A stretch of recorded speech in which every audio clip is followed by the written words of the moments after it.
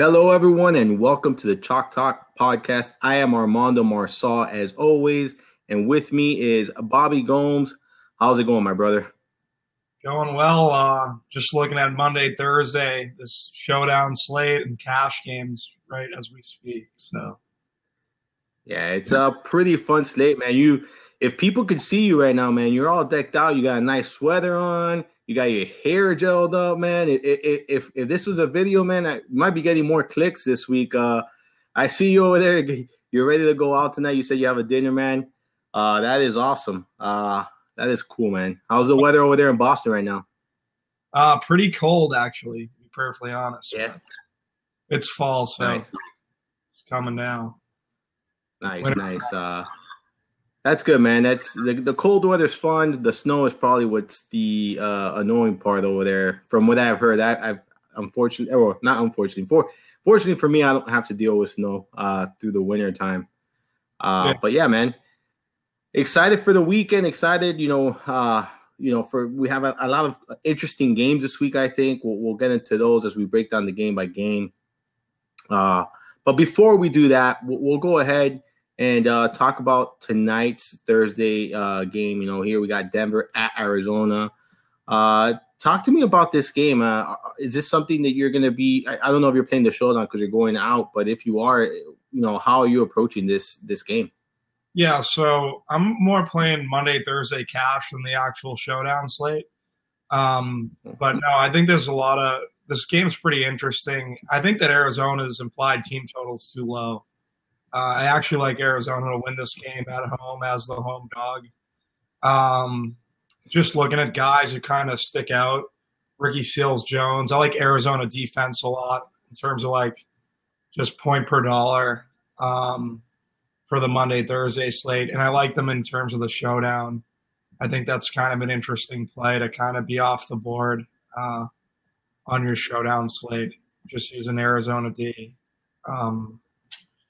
I don't know, like Lindsey a lot. I think he's in a good spot. And I don't know, Sanders obviously is not going to be covered by Pat Peterson, so he's in a good spot. I like Rosen. Do you have any Rosen love? Not for my showdown.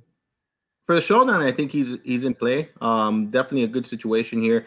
But I kind of like the fact that you like the defense here for Arizona because I'm sorry, for Arizona because I like David Johnson quite a bit, and that's a great correlation. Denver has been awful against the run. In fact, I think you and I both could run 100 yards against this defense. They've allowed over 900 rushing yards so far this season to running backs. I believe it's 7 rushing touchdowns. They cannot stop anyone. So I think David Johnson's in a smash spot here. I like the running backs for Denver as well quite a bit. Obviously, Lindsey is the go-to, but I wouldn't be surprised to see Freeman also have a pretty good game, and I think that's a sneaky combination there to go with in a tournament like the showdown where you have to kind of get creative. I don't hate the idea of playing both Lindsey and Freeman here. What are your thoughts on that? No, I like that. Do we know if the roof's closed in Arizona? Because then I think you can kind of factor in some kickers as well. I don't know if the roof is going to be closed or not, to be honest with you. But yeah, I think that's a good point, because that would definitely increase the kicker upside there for sure. You mentioned Ricky Seals-Jones. I like him quite a bit myself this week here. Would you be okay with plugging him in with the two running backs and then kind of skipping out on everything else on this offense and maybe putting in the defense, putting David Johnson as a captain and kind of see what you have left to go from there? Yeah, the only thing about David Johnson as the captain is that's going to be like the smash captain, but I get why you would obviously put David Johnson in the captain spot. I'm just trying to think about a way to differentiate yourself. Yeah, I don't mind it. Yeah, that's fine. That would be a fine play that correlates. I might go the defense in the captain spot and run David Johnson as a play off of it to kind of differentiate them. I'd have David Johnson in every one of my showdown lineups, but try to go other places in terms of the captain spot. Yeah, and that makes sense. That definitely makes sense here because pretty much everyone's gonna have Johnson in the captain spot here. I have interest in Emmanuel Sanders here. Talking about him, I think he has a pretty good matchup here out of the slot. And I believe he will not see any Patrick Peterson if he's even playing. Yeah, he's actually pretty low point per dollar on like my projections. So I don't obviously I'd use him on the showdown slate, but like Monday, Thursday, I'm kind of off of him. But as we've seen last week, Thielen absolutely torched the slot corner for the Cardinals. So I think I like him for the showdown. I don't know if I'd use him Monday, Thursday. Because I don't know how. I mean, obviously it's difficult to gauge ownership in something like a showdown. You pretty much know who's going to be very popular and who's going to be, maybe someone. Sanders before David Johnson in terms of the captain spot. Well, and I don't know how high of an ownership, Sanders is going to generate tonight, because if, let's say, 60 to 70% of the rosters begin with David Johnson at the captain spot, it's going to be very hard to like your lineup, like look at your lineup and have David Johnson your captain and Emmanuel Sanders, as well in your lineup, because he's one of the pricier guys in this slate. So kind of interesting there. I don't mind Fitzgerald. I think this game is going to be higher scoring than what we're seeing out of Vegas, to be honest with you. I kind of agree. I think Cardinals are going to score more points here. I mentioned that I like the running backs quite a bit. I don't mind someone like Fitzgerald. The numbers haven't been there. The production hasn't been there, but the targets have been there. I believe he got 8 targets last game. Could very well get, a pretty good amount of targets here in this matchup. So what are your thoughts on someone like him that could go completely overlooked because of his game log? Yeah, no, for right now I have Fitz at, in terms of I have Christian Kirk obviously as the better point per dollar play, but I have Larry Fitz as a pretty strong point per dollar play. So I'd probably might take my chance on Fitzgerald instead of Kirk. I think that's a smart play because I do think he's going to generate lower ownership. So I like the idea of doing that. I don't mind stacking the running backs here, going defense, and then maybe just plugging in a playmaker such as Emmanuel Sanders or something like that. A cheap receiver that I think is interesting in this slate, the showdown that is. Courtland Sutton. What are your thoughts on that? I like Sutton. He's another one. Sutton actually has Vegas likes Sutton tonight for over 3 catches. My model likes Sutton for over 3 catches, so hopefully we get over 3 catches with Sutton. And Sutton's a pretty good point per dollar play too. I think what's he at? 35. Who's down there? Yeah, he might be high. He's 3,600.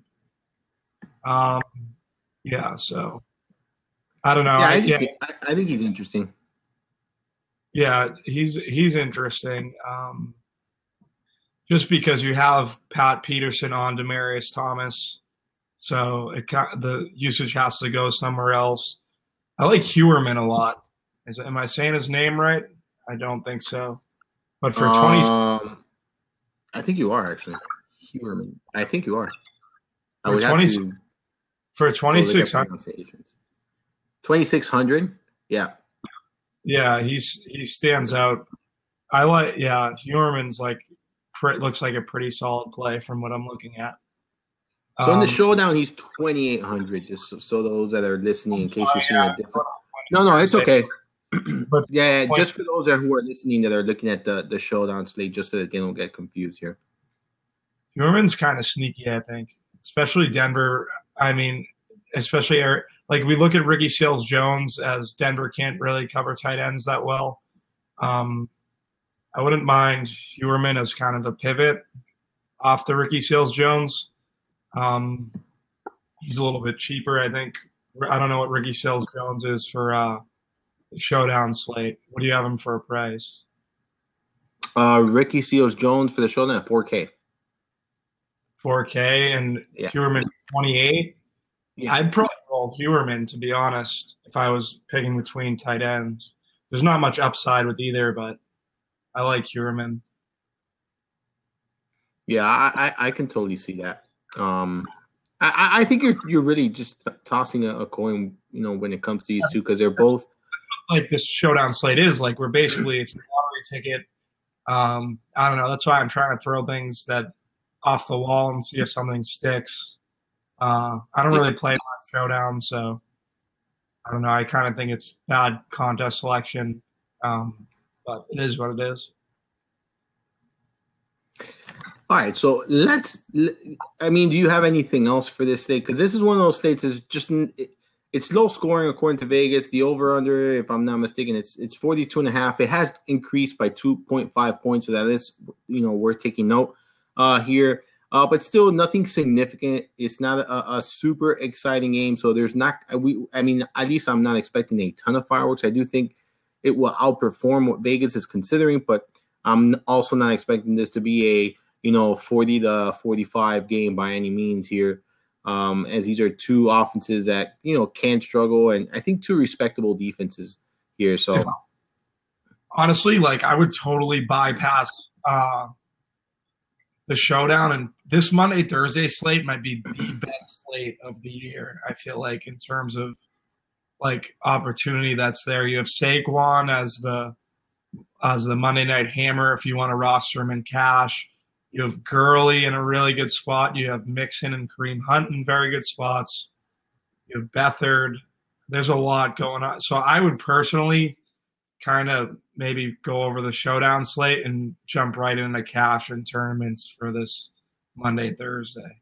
I don't like that's just my preference. I don't know. I think we're supposed to try to figure out where we want to allocate our funds, and that would be kind of where I would kind of deviate from maybe if you're just throwing stuff in for the showdown, like, yeah, that's fine. But Monday, Thursday this week, play the Monday, Thursday slate. Okay. There you go. You guys heard it here. Play the Monday, Thursday slate. Don't think about it. Just do it. And that might be a leak in my game because I don't take advantage of situations like that. Sometimes I don't play those Monday night, or Monday to Thursday slates. I just kind of break down the slates. I'll either play the main slate or, I'll dabble in something like this, the showdown. I'll do the afternoon slate, the early slate, the late slates, things like that, primetime slates or whatnot. But I never really do much of the, Thursday to Monday slate. So. But yeah, no, I think this is really good. Yeah, I do agree. I think there are some pretty good games to take advantage of in this slate that might not be on the main slate. Speaking of the main slate, we got 10 games this weekend, and DraftKings, a millionaire maker, $20 is there. Let's jump right into it, Bobby. This week we got Cleveland heading over to Tampa Bay to take on the Buccaneers. This game has a 50.5 over under. The Bucs have a 27 implied team total. The Browns have a 23.5 implied team total. Talk to me about this game. Do you like this game as much as I do? It's an interesting game. I think a lot of people are going to flock to this game just because of like what we have for a total, and like situationally, we know the Bucs funnel to the pass. You have if Mayfield doesn't do it versus defense, like I really don't know, like when he's going to get it done. Obviously, it's going to happen eventually, but he's in a smash spot. Winston's also in a smash spot, and he has the higher implied team total. But the thing about Winston is, I think a lot of people are going to flock to Winston, and Cleveland's really good against opposing quarterbacks, so I would kind of stay away from that situation. He's not one of the quarterbacks that's going to be in my player pool. I kind of more lean Baker Mayfield with the just positive game script. It looks like it's a pretty good game environment, and the fact that Tampa Bay is a funnel defense. But I don't even know if I'd use Mayfield. Like, Mayfield's obviously cash game viable, but I don't think he's going to be the cash game quarterback that I'm going to roster this week.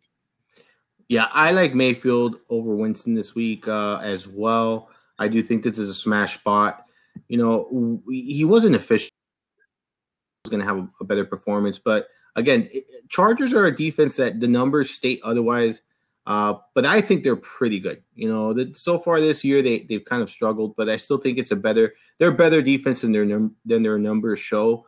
And we saw that last week against Mayfield. And he also had another tough matchup against, you know, the Ravens the week before that. But what I like here is he's attempted at least 40 passes, or 41 actually, in each of his first three starts, 41, 43, 46 to be exact here. This is a strong game environment for Baker Mayfield here. I respect the Bucs run defense quite a bit, so I do think that they're going to have to throw the ball here. I also think that the Bucs are going to be able to put some points on the board against this Browns defense. So I really like this game environment. He wasn't on the injury report today with his ankle injury, so it looks like he's all good there.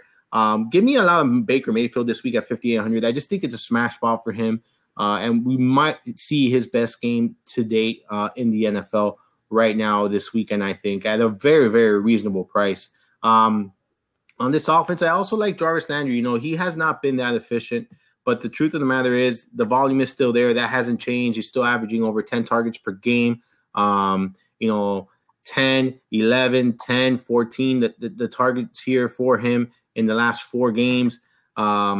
It's just a really, really good spot here for him against a really bad, Bucs secondary. Someone like Antonio Callaway interests me. There's a lot of risk to be involved here because he has not done much, but 7, 5, 9, 11 targets in each of his last 4 games. So definitely seeing plenty of volume there for the Browns. So I don't mind taking a flyer on him in tournaments. He's only 4,300. However, I think there comes with a ton of risk. Like I mentioned, his efficiency hasn't been there.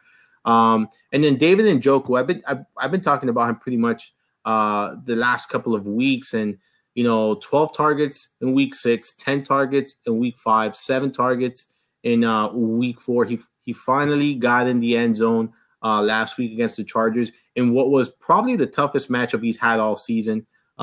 This matchup against the Bucs is not nearly as tough as the one last week was. So I expect some big numbers out of him.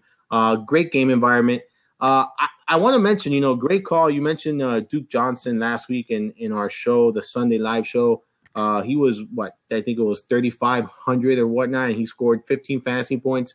Great return on investment there. Great call. Saw 5 targets last week, 6 2 weeks before that. So I think that he might start seeing a little bit of a bigger role here out of the backfield, catching passes with Baker Mayfield under center.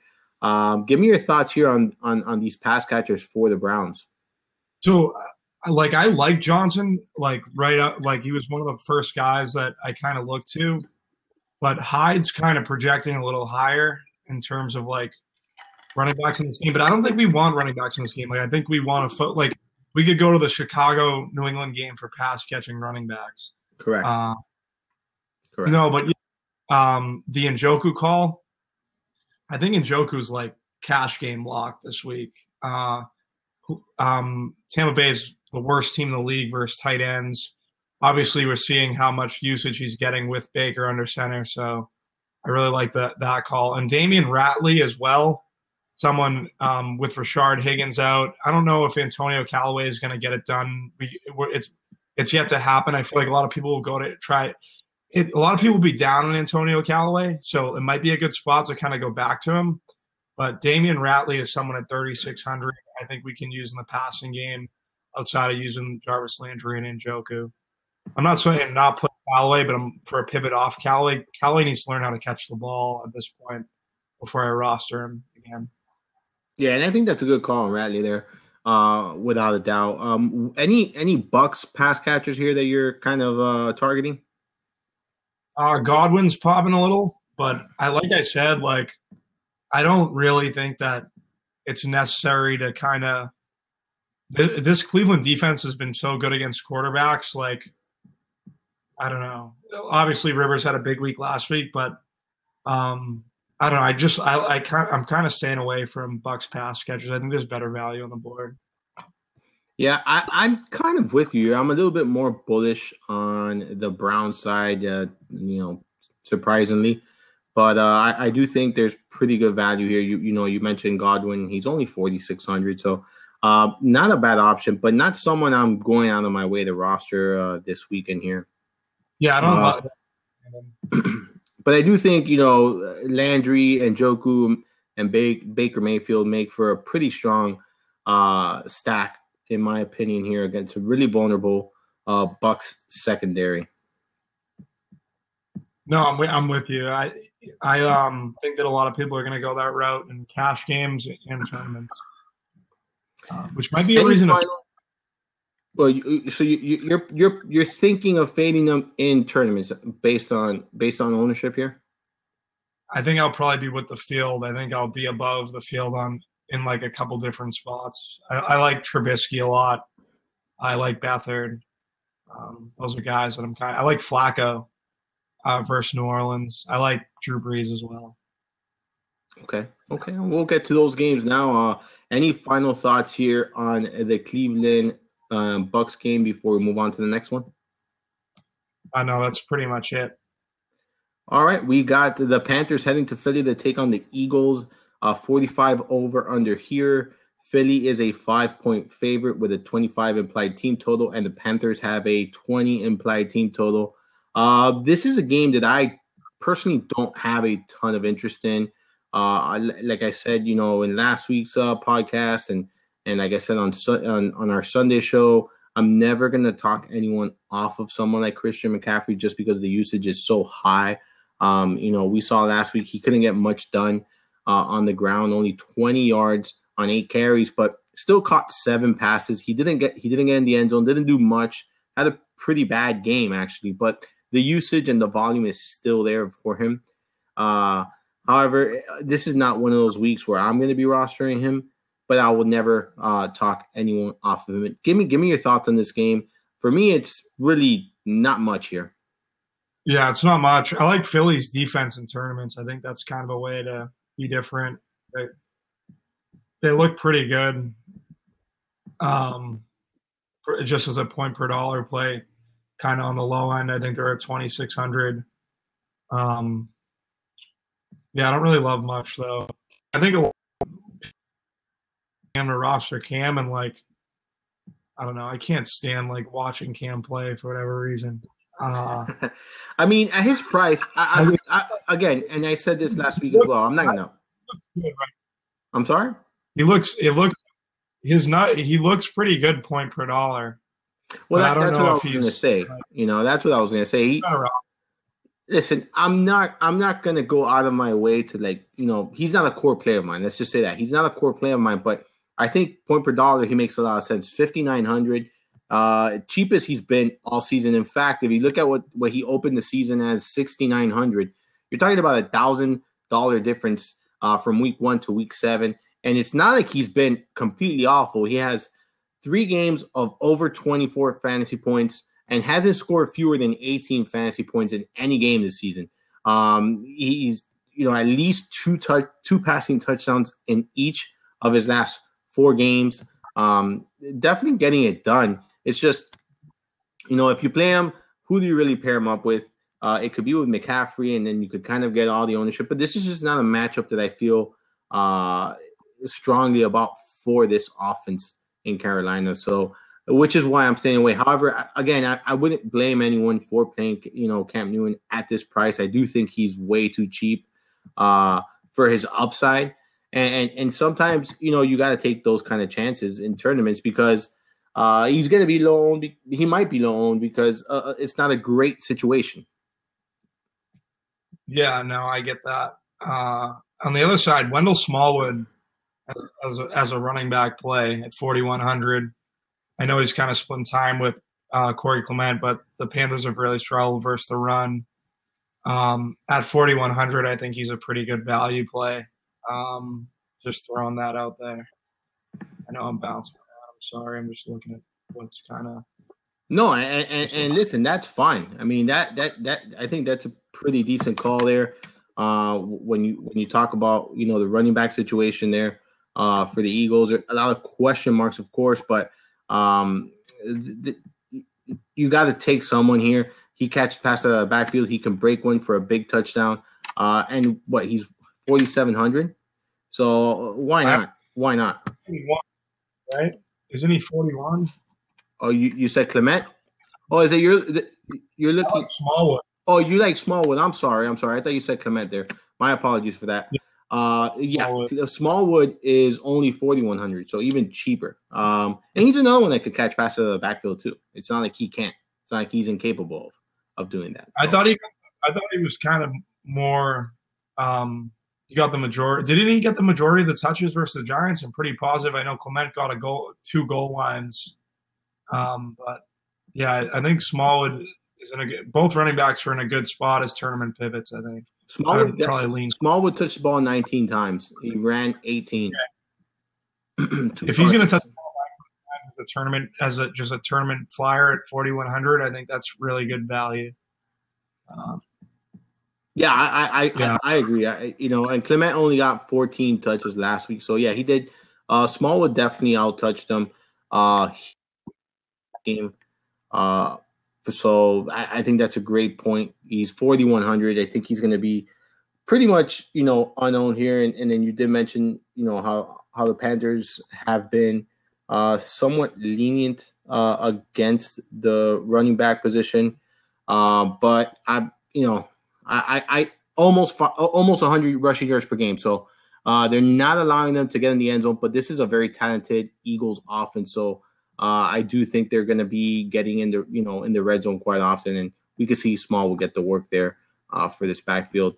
Talk to me about someone like a Zach Ertz. Are you going to be targeting him this week, considering how questionable the tight end position can be?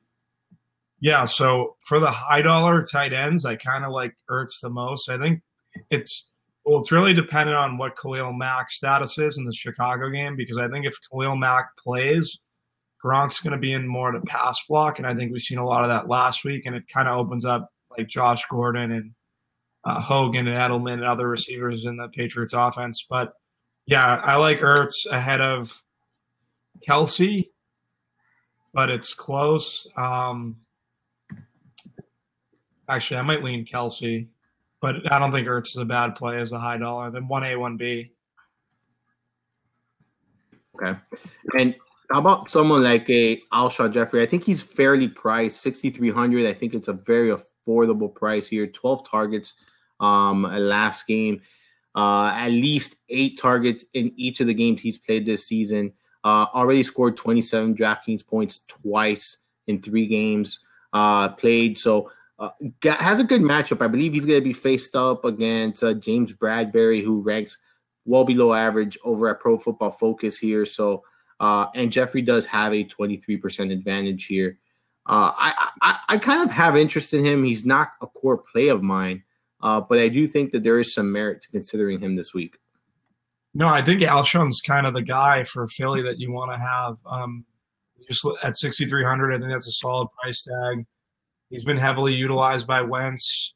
And yeah, James Bradbury isn't the greatest cornerback. So I think that Alshon at that price tag is a pretty good value, especially with the target volume he's seen since he's got back from injury.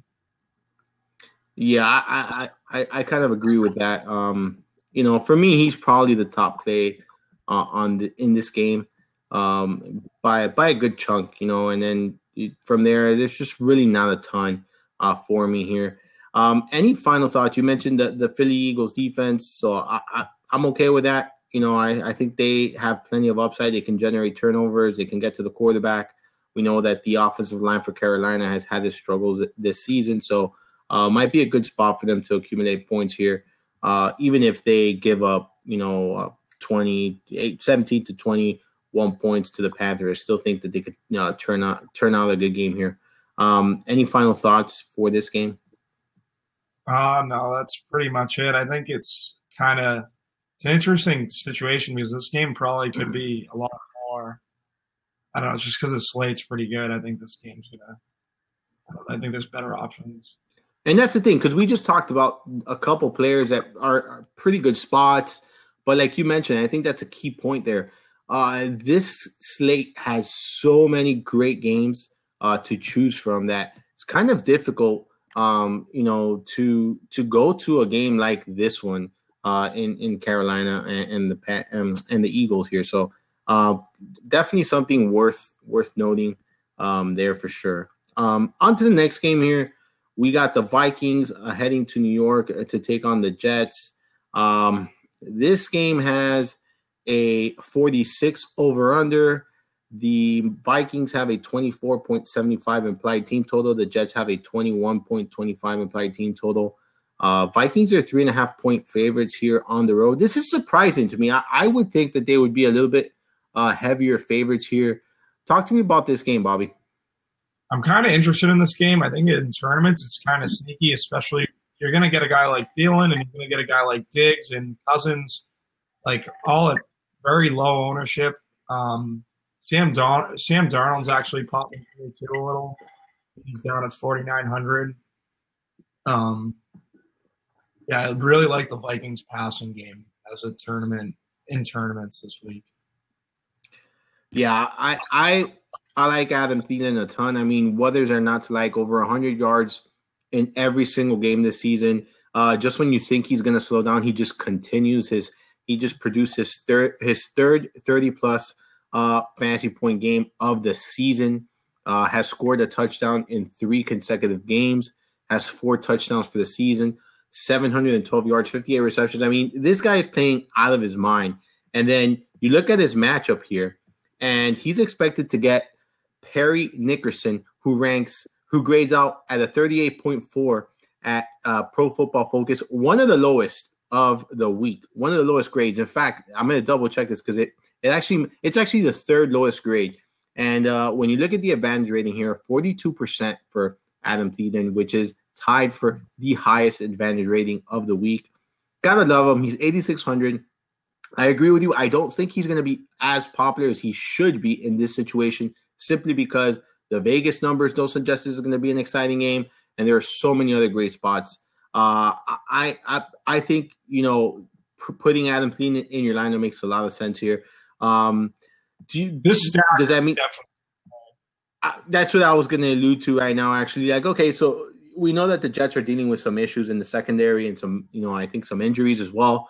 So does this mean that you're going to take someone like Kirk Cousins and Adam Thielen and Paramount? Because I do think this is a sneaky stack for sure. Probably one of the sneakiest of the slate. When you look at how they struggle I know they didn't struggle last week to run the ball, but when you look at how they struggle to run the ball on a regular basis, they did play Arizona last week, one of the worst run defenses in the league. Actually, they've allowed the 2nd most rushing yards this season, and we talked about Latavius Murray being a good option. Again, the Vikings can't run the ball that efficient. Last week, I think, was the exception to the rule, but the Jets have been pretty decent against the run, allowing only 517 yards through 6 games, only 4 touchdowns. Not a great running matchup for the Vikings. So I do think that they're going to try to throw the ball here quite a bit. So I like them. And, I mean, it doesn't seem like Vegas thinks this game is going to blow out. So I'm not too concerned about them slowing their pace down here.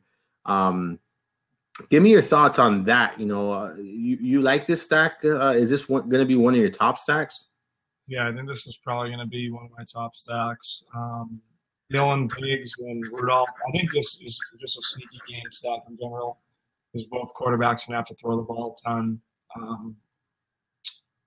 Yeah, but I definitely lean Vikings pass catchers. Diggs, Dylan, Rudolph, like I said, and Cousins is good as well.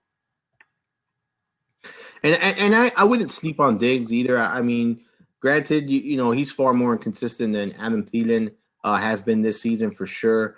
But Diggs is still, double-digit targets in 4 of his 6 games this season. Still a big piece of this offense. And again, if they can't run the ball, they're going to be passing the ball. So don't dislike him. I really can't jump on board on the Jets side of things here. I kind of respect this Vikings defense quite a bit. So tough for me to jump on board here. But I really like the idea of someone like Cousins to Thielen. I think that's a very strong stack. And you guys will be able to check that article out over at footballdiehards.com. It should be posted in the next day or so. So I will definitely be mentioning this this duo here because I do think they're in for a pretty big game. You mentioned Kyle Rudolph. I'm probably not going to go there. I do like the fact that, he's only 3,900. I believe that's the cheapest he's been all season. You got to like that, but not a whole lot of interest aside from Cousins and Thielen here. And then Diggs, Rudolph, maybe a Robbie Anderson as secondary plays, but not core plays of mine this week. I like Robbie Anderson in tournaments. If I was going to run it back, but no, Jermaine Kearse is popping, but I don't know if he has much upside, so I don't know. Probably get Xavier Rhodes, and Kearse will probably get their slot corner, so that's probably why Kearse is at 4,100. Is Enunwa playing? I think, right? No, Enunwa is not. Enunwa is going to be out for a while, actually. I believe he's in the IR. And I don't know when. And actually, no, he's not in the IR. I'm sorry. He's sidelined 3 to 4 weeks. He's not in the IR. My apologies for that. Sorry, Tech Day was placed on the IR today. Enunwa is out 3 to 4 weeks, so he won't be on the field. Yeah, if I'm running it back, I like Kearse and Darnold. I think this is a sneaky game stack. I know you're not really with it, but I just think it's. No, I like the vibe. I'm on board with the Viking side of things. I just can't stomach rostering this Jets offense, man. Too inconsistent for my likings. Anything else in this game before we move on to the next? No, that's it. We got Detroit heading to Miami to take on the Dolphins. A 47 over/under here. Detroit are 3-point road favorites with a 25 implied team total. Dolphins a 22 implied team total here. No Ryan Tannehill. They're going to roll Brock Osweiler one more time. He threw for 380 yards against the Bears defense last week. 3 touchdowns. Listen, I don't know what it is. I read something last week where he has had much success. I think he's undefeated against the Bears. Listen, I don't care what he did last week. I would not be rostering him at all. He still threw 2 interceptions. He threw 44 times here. I don't expect that to be the case. I don't think they want him to be tossing the ball and slinging it here. So I'm not going to chase those points for Osweiler. I know he's only 4,700. I know the game environment might favor him, but I've seen Osweiler in great spots fail over and over and over again here. Do you have a different stance on him this week? I actually am very high on the Lions defense at 2,600. Are they at 2,600? Cheaper. They are at 2,400 actually. And that's music to my ears, man. That's music to my ears because I am frugal when it comes to defenses. You should know that by now. We've been recording since the preseason, you and I together. So you should know, man, by now I hate spending up on defenses, man. I'm looking for the cheapest possible in a good spot, and I'm definitely going to be rostering the Lions this week. I just don't think that, Osweiler is any good. I have some interest in running backs for Detroit here, though. Kerryon Johnson, very affordable here. He's played in 40% of the snaps. Thing is the volume is not consistent there. So there is some concerns, but this is a really bad Miami run defense. And can I talk you into some Theo Riddick this week? Under 4K. I don't know if you know this, there's a trend here in Miami. Tariq Cohen, Dion Lewis, James White, all these guys have had a lot of success against this defense, and they're all pass-catching backs. They really struggle in that category. I know Theo Riddick hasn't been all that great this season, but he is 40% of the offensive snaps, tied with Kerryon Johnson for the most here for the Lions. Talk to me about Theo Riddick. Talk to me about Kerryon Johnson. Talk to me about anyone else you have interest in for this Detroit team.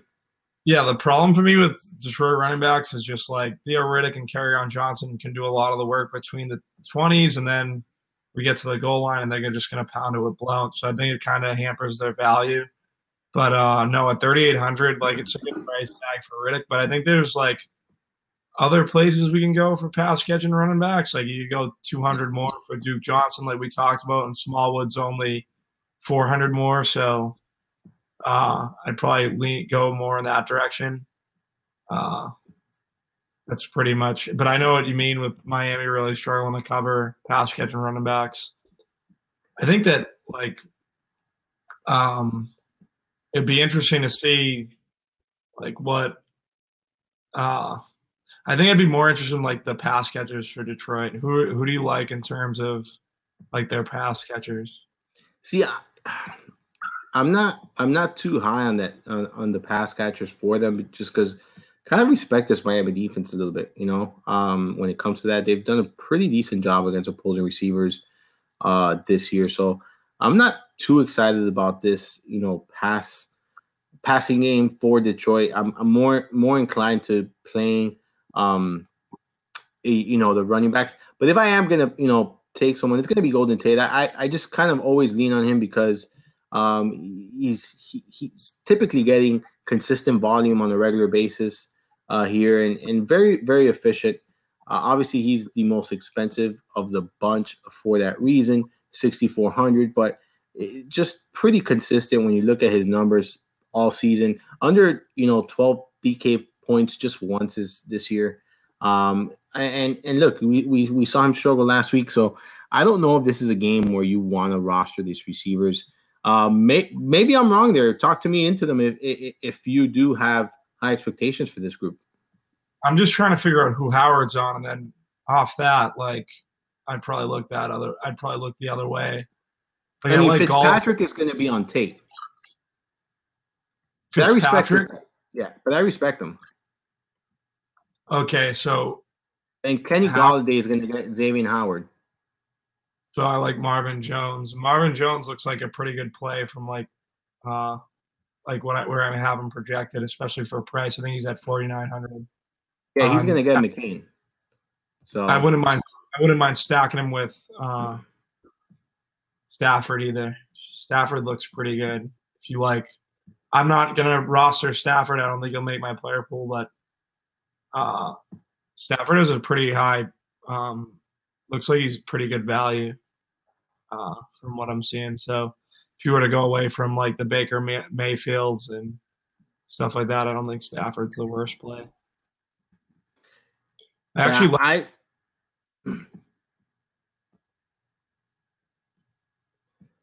Okay, I mean, I can't get on board with Stafford, honestly, when you have other, when I have Baker Mayfield price under him. This is for actually same price. Sorry. I'd leave cash, but like you'll probably get more leverage off rostering Stafford than rostering Baker in tournaments. That's what I'm trying to say. I don't know if I. Yeah, and that makes sense. I mean, that makes sense. I think I probably prefer other pivots in that price range, but totally could see where Stafford has a pretty decent game here. Yeah, pivots are definitely pivots. I want to like Kenyon Drake. I really do. Problem is we just don't know what we're gonna get out of him. Good news is, I think he was week 3 and 4. Single-digit touches, at least 13 touches in each of the last 2 games, 17 coming off a 17-touch game, at least 6 targets in each of the last 2 games. So being involved in the passing game here, I do think that's going to be probably part of their game plan with Osweiler under center. 4,900, Detroit has really struggled against opposing running backs.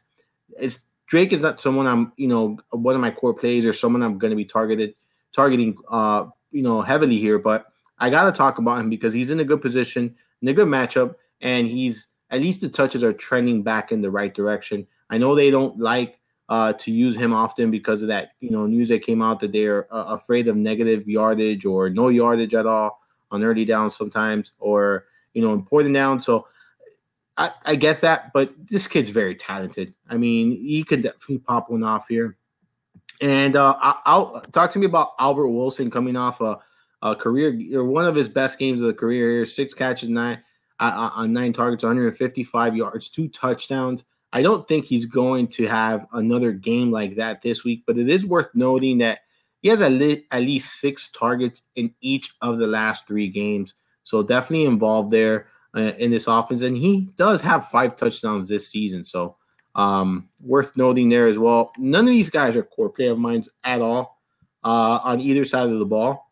But I do think that there is some pretty good or interesting spots for both sides on this game. I don't hate Wilson. I think that's like last week. Obviously, I've always kind of like considered him just because like he runs pretty much everywhere, but they run him out of the slot. He's pretty explosive too. So I don't hate Wilson. I don't think he's going to do what he did last week, but I don't think it's the worst tournament play. Yeah.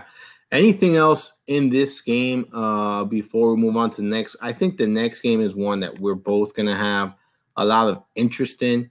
But before we jump into that, any final thoughts here? What's the next game? I would have no idea what it is. It is your New England Patriots heading to Chicago to take on the Bears. 49.5 over under. Patriots have a 26 implied team total. The Bears have a 23.5 implied team total. New England is 2.5-point favorites on the road here. They're receiving 74% of the bets against the spread. Talk to me about this game because you mentioned pass catching backs out of this game are where you're going to be looking into. Give me your thoughts here because I agree. I think this is a really good spot for the running backs. Yeah, Tariq Cohen, James White are in very good spots. I think Trubisky's in a very good spot. I like the tertiary receivers for the Pats, especially if Mac plays like we talked about. I think Josh Gordon I think we should play Josh Gordon every week until his price increases to where it's going to be. Just because it's just climbing in terms of his market share in this offense. I think really sneaky tournament play out of this game. Well, there's 2, and they're on both. I like Taylor Gabriel a lot. Had a big week last week, and he seems like he's really involved in what Chicago does. And I also like Chris Hogan. I think Chris Hogan at 3,800. Well, he might not see a ton of volume. He could catch a long touchdown at that price for tournaments. I think it's pretty good. So. Yeah, I think this is a game we should all be targeting. I think a lot of people will probably be on it anyway. So, actually, it might not be there's obviously the San Fran Rams game that will probably have higher ownership. So, yeah, I like this game a lot. Yeah, I couldn't agree more with you. Tariq Cohen is in a phenomenal spot here. I think the game environment is going to be very strong for him. He's received 17 targets combined in his last two games here, has played in at least 48% of the offensive snaps in those games. They're just getting him more involved. This is what I was expecting from the beginning of the season. It appears that they're finally figuring it out with him. So I do think he's going to continue to be used heavily as a pass catcher out of this backfield. It is worth noting, Allen Robinson did not practice today. He's dealing with a groin injury. It appears he's questionable. We'll know more about his status later in the week, probably Friday or Saturday. But that's why we do, you and I, the Sunday live show every week, because we will have up-to-date news with inactives and actives. So come check us out then on Sunday. But for now, we got to kind of take that into consideration because you mentioned Taylor Gabriel. I agree with you. I mean, I think it's a good spot. Problem is if Allen Robinson sits, he's probably going to get the best corner from New England. So does that affect the way you're approaching someone like Gabriel? I don't think he's going to get Gilmore. I don't think Gilmore really moves to the slot. But I'd have to look at dig into it more. If Allen Robinson does play, I think Gabriel's a very, very good play. And just with the home run potential, obviously, yeah, I think I don't know. This game's very – if everyone's going to go the other way and look at these, there's a game with a 52 total of 250s. This game's going to go overlooked, and there's a lot of value in this game. Yeah, I tend to agree there. Are you going to go someone like Trey Burton here at 4,300. Yeah, I like Burton. He's going to make my tight end player. How do you feel about like coverage, and Dante Hightower isn't great in coverage. Hightower would get Cohen, and maybe sometimes he would never see Burton. Actually, it would be Chung getting Chung. I like Cohen and Burton as well as Gabriel. I like Chicago's stack. How much? Okay, so a couple questions that at least I would be thinking about. Kind of want to hear your perspective on, and maybe I can chime in on mine. So, all right, assuming Allen Robinson sits, that's not the case right now. That's not what's being said. But he's questionable. He's not practice. He wasn't able to practice today. Typically, not a good sign. Tomorrow, obviously, we will know more. If he sits out, who do you think Bill Belichick is going to scheme his defense around this week? And then, how much does that change your love for someone like Trubisky? No, it changed it a lot, and it actually makes me kind of like Sony Michel because the line would move too. I just don't. I don't know. I really haven't gotten that much into it. I just really like Taylor Gabriel. I'll see him on Sunday when I find out inactives and actives. I still think the safest bet will be Tariq Cohen from the Chicago side, with or without Allen Rob. Huh? Hightower cannot cover Tariq Cohen in space. Okay. It's not. Yeah, so there's no way they're going to scheme for him at the end of the day. They'll probably try to slow down someone like Trey Burton instead. I don't know how they're going to do that, but they're going to try to do that as well. But I think that's why I'm saying I think the safest bet with or without Robinson will be Tariq Cohen here. I like your James White call. He's just been Mr. Consistent this year. I liked him a lot coming into the season, man. This is someone that's been around for a while. You see him typically shine in the playoffs, so they definitely have a ton of trust in him. Knows the system really well. It's surprising to me that they've taken so long to get him this much value. So I like him quite a bit. Brady's never someone I'm going to shy away from here at all. I think he can get it done against everyone. This is a pretty tough matchup for him. But you're talking about arguably, the greatest quarterback of all time. He's going to find a way to get it done. Anyone else here in this offense that you're kind of looking into, or is that where are you going to be doing any Rob Gronkowski this week? Brady in the passing game, I think, is very sneaky. If, like I said, with Mac, if Mac plays, I'm probably going to be off Gronk and on Brady in the passing game. Okay. And Hogan and Gordon, Edelman. Yeah, I mean, there's so many options to choose from. Edelman, obviously, we heard about, Bill Belichick saying he wants to get Gordon more involved. 9 targets last game against the Chiefs. He's dealing. Josh Gordon's dealing with a hamstring injury. He's not expected to miss, so it is worth noting. Edelman is dealing with a heel injury. He's not expected to miss, but it is worth noting. Edelman has received at least 7 targets since coming back from his suspension, so definitely back on track where he left off. And he is, at the end of the day, he is Brady's go-to guy.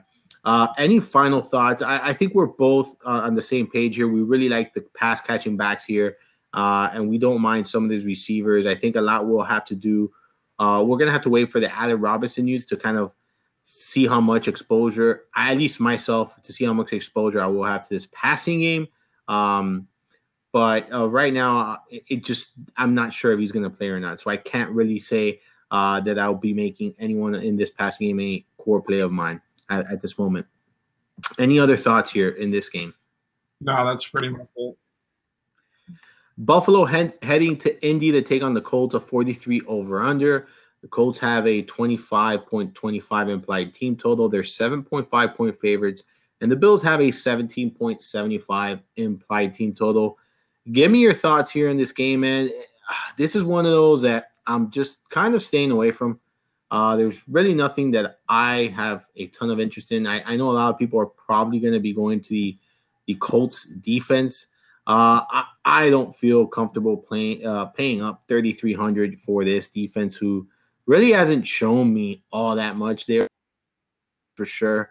But still, not enough for me. There is a veteran quarterback starting for the Bills, Derek Anderson. He's not great by any means. He's never been a great quarterback, but he still is a veteran quarterback. So you kind of have to take that into consideration here. Give me your thoughts on this game, Bobby. Yeah, so I'm not really going to roster anyone in this game, but just important to know, Derek Anderson and Kelvin Benjamin played together in Carolina. I'm pretty positive. Correct. I think 3,500 in tournaments is interesting. He's also Kelvin Benjamin, so I wouldn't recommend rostering him. Yeah, and Anderson at 4,500 offers very good value. Luck's always in play because Indy throws the ball 50 times per game. Like, they can't run it. So, like, the Bills secondary isn't the greatest. Tre'Davious White's good, obviously. I would see who he's on. If he's on Benjamin, then totally don't even think about that play. But, yeah, it's just something that someone had brought up to me. So I just figured I'd relay the message. Yeah, I'm kind of with you, man. This is just not a game. It's funny how Derek Anderson and Kelvin Benjamin combined are pretty much equivalent to someone like a Adam Thielen. It just goes to show you how bad this Bills offense has been all season long. So not much for me here. Kind of a stay away spot. If you have anything else on this game, please feel free to share it with me. Otherwise, I am ready to move on to the next game. Colts D and move on. So you're gonna pay out for the Colts D? No. I'm just saying if they were. Oh, okay. All right. I just wanted to be clear because. All right. All right. You and I are on the same boat here, bro. Stay away from this game and move on. Another game, I'll probably be kind of just limiting exposure, if any exposure whatsoever. Texans heading to Jacksonville to take on the Jaguars, a 42 over under here. Jaguars have a 23.5 implied team total. They're 5-point favorites. Texans have an 18.5 implied team total. Talk to me about this game. Maybe there's something that you see that I don't, but kind of a game I'm staying away from. In fact, I don't. You see, this is a defense. This is a spot where I don't mind, playing either defenses. Jaguars are pretty expensive. Texans are not, and I think both are in good spots here. Someone like TJ Yeldon at 6,400 does. I do have some interest. I don't think there's a ton of upside, but I do think that the volume is there. The opportunity will continue to be there so long as Fournette is sidelined, which appears to be the case this week. It hasn't been official, but he hasn't practiced since Thursday. He's been dealing with a hamstring injury that has kept him out for all but 2 games this season. Aside from that, I really have nothing here, man. I know that there's a ton of talent for this Houston Texans receiving corps, but this is a strong Jacksonville Jaguars secondary. Very strong one, actually. We've seen this offensive line for the Texans have issues. Deshaun Watson is not 100%. We talked about that last show. He's dealing with a chest injury. I think he's going to get knocked around here, get hit often. Kind of a stay away spot for me once again. And I know we don't like to hear this often, but these are just pretty bad game environments here. See, I think this game's going to go over. I think Bortles, according to Roto Grinders, is going to be chalk, which you fade that. I mean, Bortles is going to be chalk. Either winning all the money or losing all the money this weekend, man.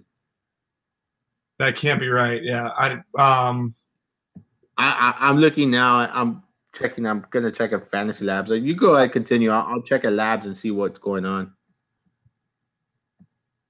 I like Rat in terms of ownership projections, anyways. You like who? I'm sorry. I think Labs is definitely more accurate for ownership. So you said you have him. I have Blake Bortles 2-4 projected ownership here. I found that silly that he would be chalk. I wouldn't even know why he would be chalk. In fact, Labs has Cam Newton as one of the higher projected quarterbacks this week. Yeah. And they actually have, so you know, so maybe you might change your mind about Baker Mayfield. They have him at 5 to 8%, man.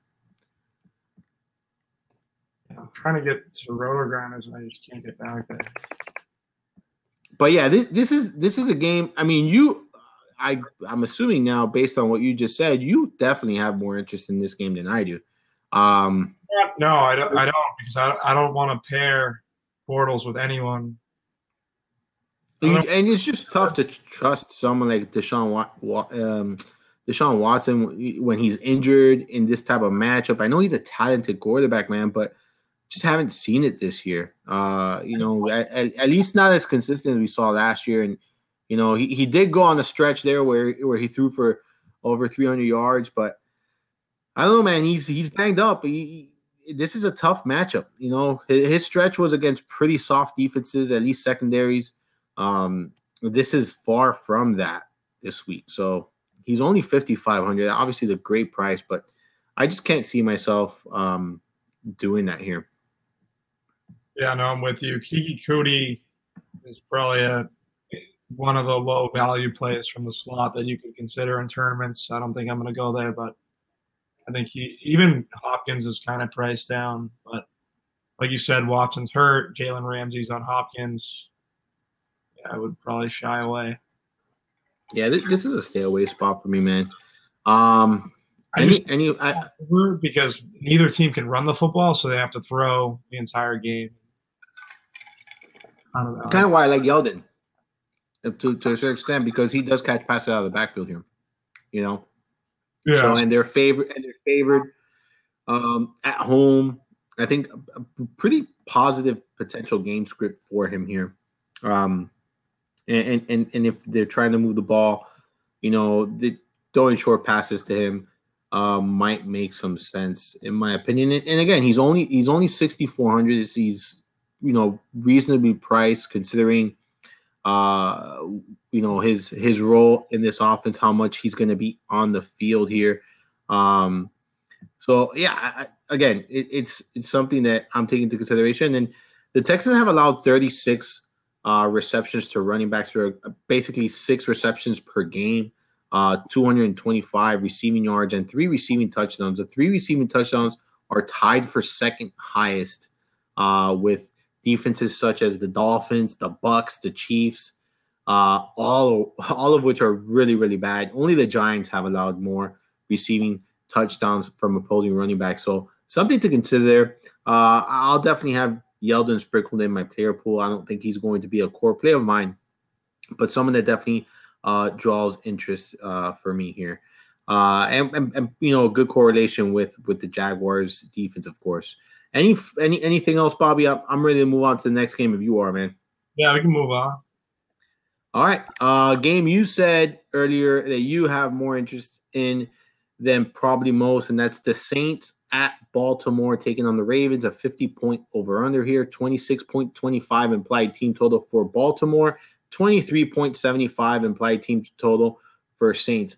Talk to me about this game, man, because I am very hesitant here. This Saints offense is just not the same on the road than it is at home. And then to top it off, they have a really, really tough matchup against a stingy Ravens defense, one that's healthy, one that's playing really well. I know Drew Brees is very cheap and probably the cheapest you're going to get him all season long. I get that, 5,700. But boy, am I concerned about this matchup for him on the road. Yeah, no, I just think that they're not going to be able to run the ball like they'd like to, and then that'll open up just more of the passing game, I would say. And I think that Baltimore can, with the just the weapons that New Orleans has. I know Drew Brees' home road splits are drastic. I still think that anyone in football, I don't know if there's anyone on like on a defense in football that can kind of stay with Kamara in the passing game. So yeah, I just like the Drew Brees Kamara kind of mini stack I like Drew Brees, Kamara, and Thomas in tournaments. I liked Brees, obviously point per dollar in cash games. I think I wrote him up. But yeah, I've kind of went away from that, and running it back with Crabtree and John Brown, I don't think is the worst play either for the Ravens. I actually like John Brown quite a bit in this game. 5,700, someone that, he only received 3 targets last week against Tennessee, but that was just kind of a sloppy game all in general.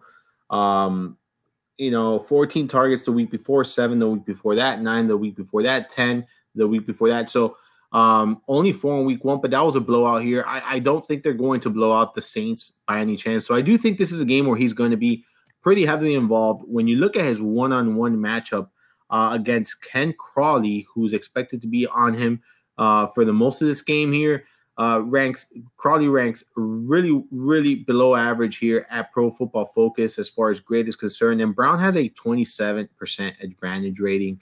Definitely thinks this is a smash spot for him. We know that he has that big playability. The air yards are pretty high for someone like John Brown.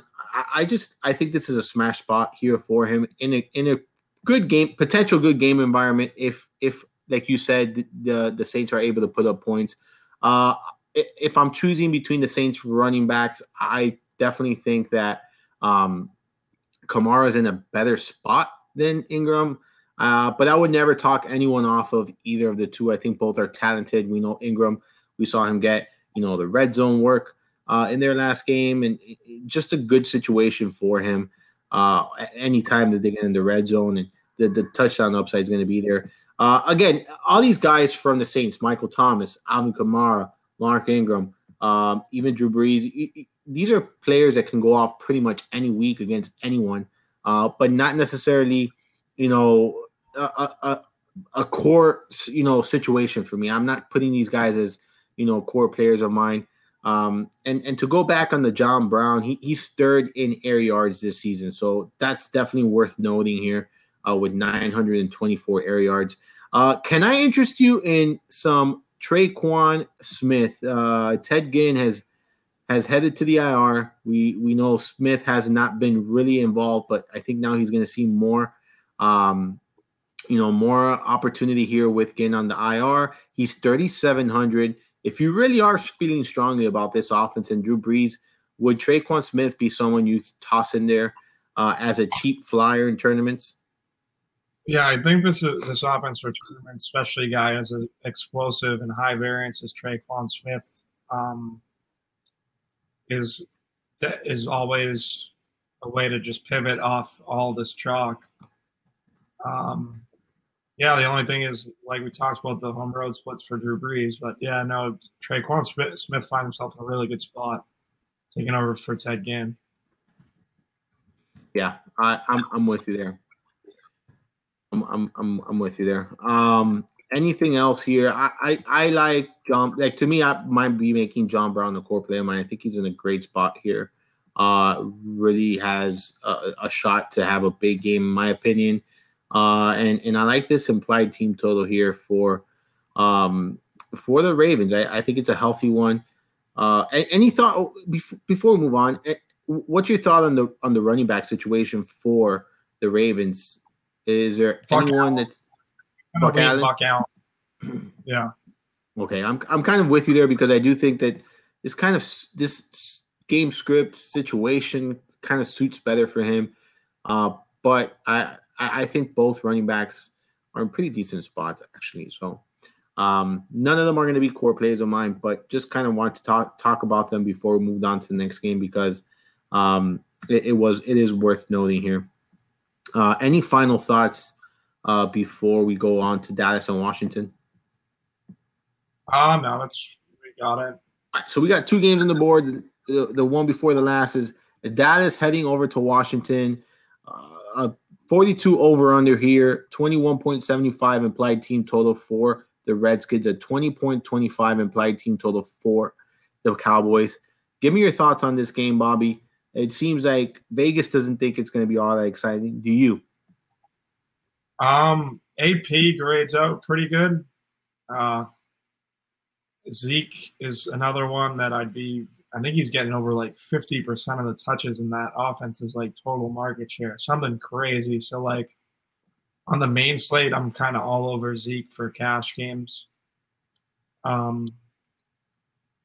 that's pretty much it. I'm not really I liked Dak last week. I'm not going to jump back on that.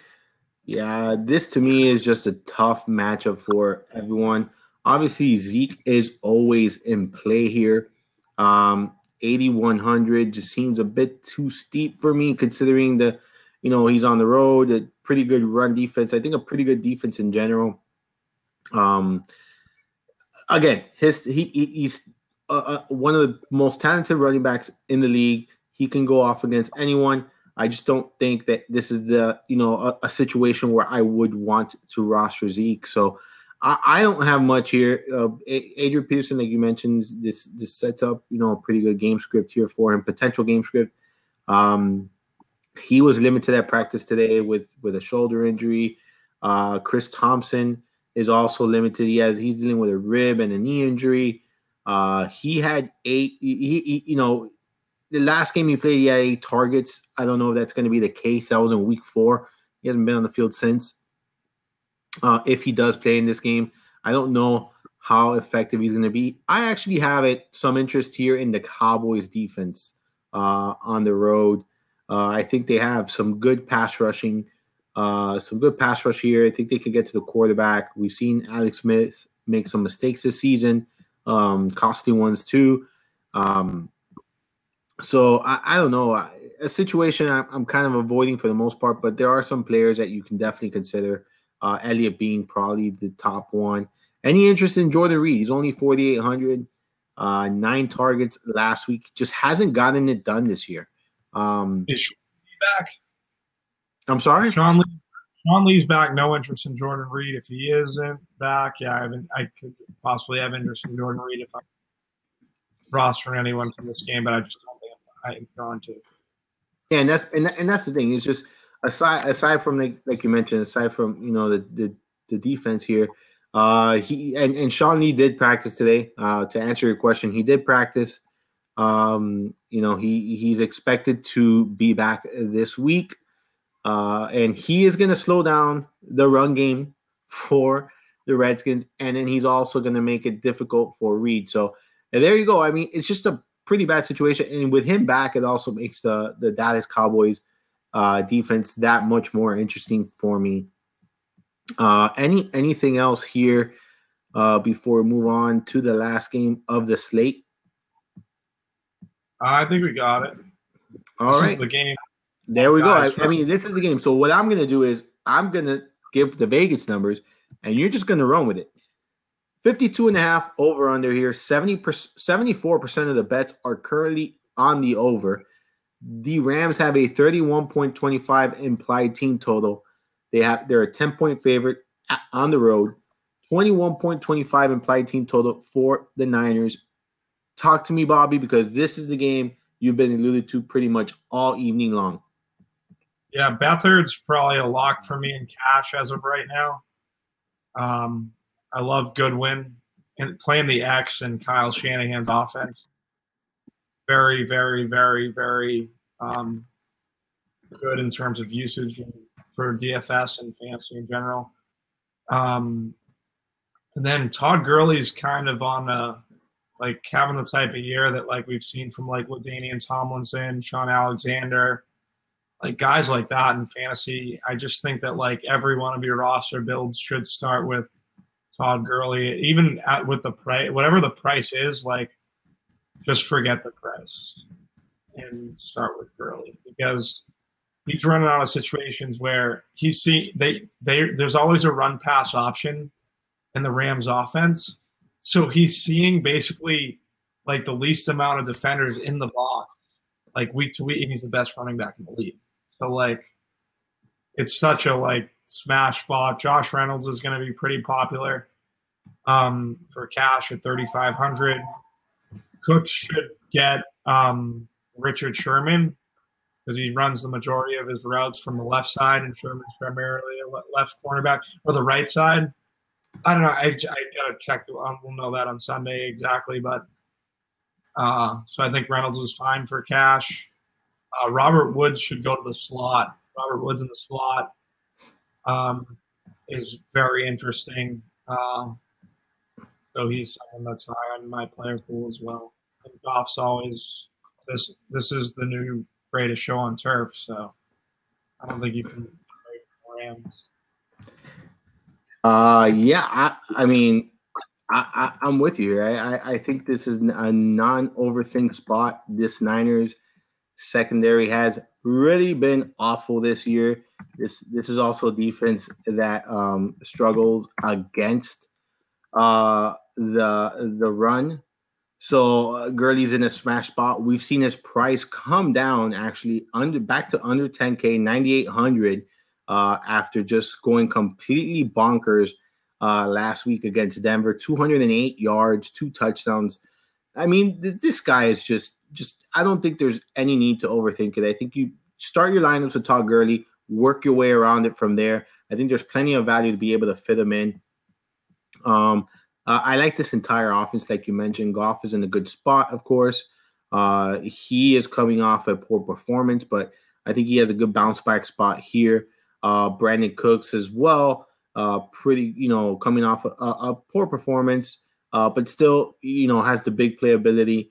I think the guy to go to here, though, is Robert Woods. If you're looking for a pass catcher, he's just been so consistent, so reliable on a week-to-week basis, and I think that's just going to get better now with Kupp sidelined. He saw 10 targets last week, caught 7 of those for 109 yards. Definitely, I think a really strong play this week. Might be making him a core play of mine.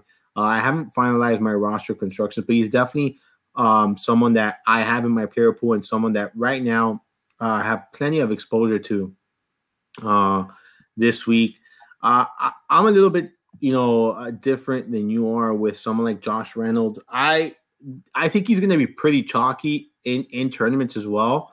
And I'm going to be fading him this week just because of the unknown. That to me is very, very that's something I have to consider, when you don't know, when you can't project volume, when you can't project, potential targets here for someone like this, young receiver here, it's tough to feel comfortable, rostering Reynolds, who can probably be, I would say, anywhere between 15 and 20% owned this weekend at 3,500, especially for people trying to jam in, Gurley and things like that.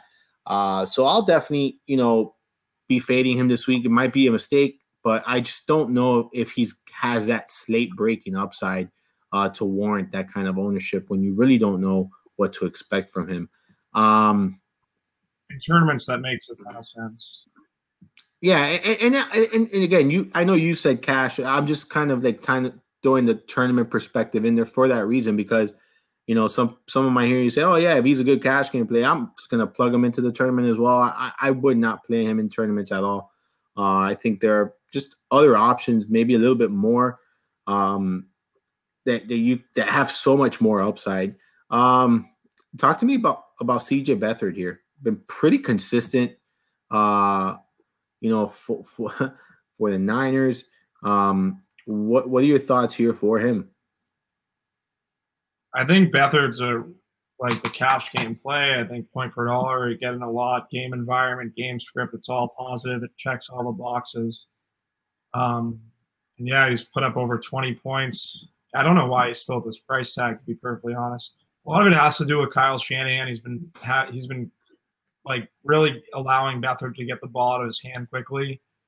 I think that's kind of why he's having the success that he's having. Yeah, he's thrown at least 2 touchdowns in every game. Like you mentioned, at least 20 fantasy points in each game. 2 games with over 295 passing yards already.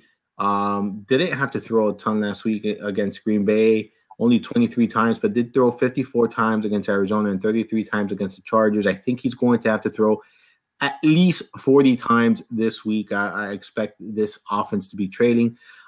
Give me your thoughts on Goodwin, who had a huge game against the Packers, and it wasn't based on volume. He just caught 4 of 5 targets, but he turned those 5 targets into 126 yards and 2 touchdowns. Kind of the big playability we've been waiting for all season long. Finally saw it.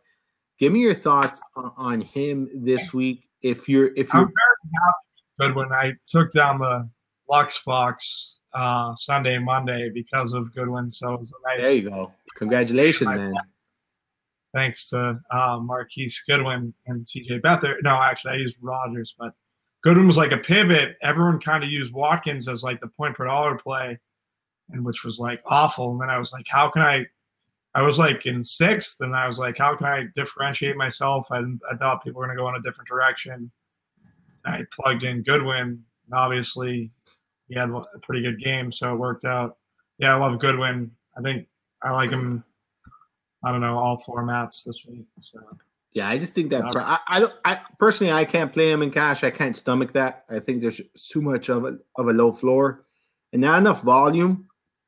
But he's Kyle Shanahan's offense, so he's going to get the volume, and they're going to be playing from behind. Like, I don't know, you can kind of check how Shanahan runs his offense. Like, he runs it through the X. We've seen it with Julio in Atlanta. I'm not saying Goodwin is Julio, but he's going to get peppered. So I don't think there's – and the Rams cornerbacks haven't been great playing from behind. Like, I really like Goodwin. Yeah, he has a 21% advantage rating here according to Pro Football Focus, so it's a good matchup for him for sure. I like him, man. I think he's too cheap. The prices might warrant to play him in cash. I don't have the stomach for it, but I definitely think he's a strong tournament play. 4,600, he could turn that. He could turn those 4,600 into 30 plus fantasy points like we saw last week. And that just would be a great return on investment here. Any other thoughts on this game? Anyone like George Kittle, who he's limited with a knee injury in practice.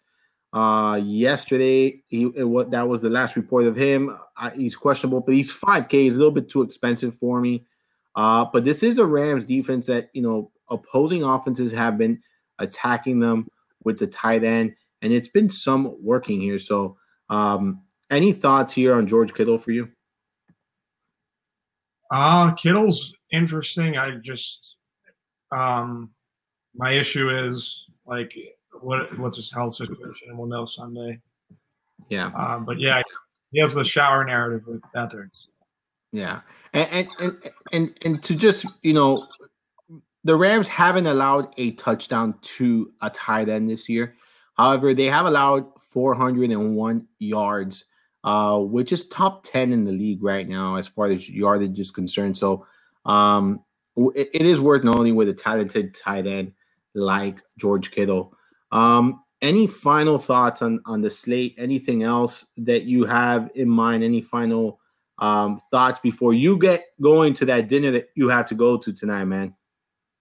No, yeah, that's I think we pretty much covered everything. Thanks for having me on, Armando. Guys, you can check us out at footballdiehards.com. Armando got a stacks article. I have cash games posted. It's kind of changed throughout the week. We'll check Sunday. You can hop on Sunday as well. I'll have tournaments posted tomorrow too. So. Yeah, we'll be on Sunday morning at 11 a.m. as usual. I will be in Orlando, but I will not miss the show, guys.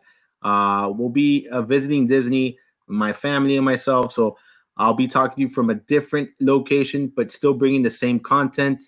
Bobby, it's always a fun show with you, man. You always bring bring the goods here. Let everyone know where they can follow you on Twitter and Instagram, and any other social media platform. Yeah, Bobby Gomes DFS on Twitter and Instagram. Look forward to the follow or whatever. Tweet at me, ask questions. I am at Armando_Marsal on Twitter and Instagram. It's been a pleasure. Bobby, enjoy your evening. Be safe out there, man. We will speak on Sunday for the Sunday Live show. Good night to everyone.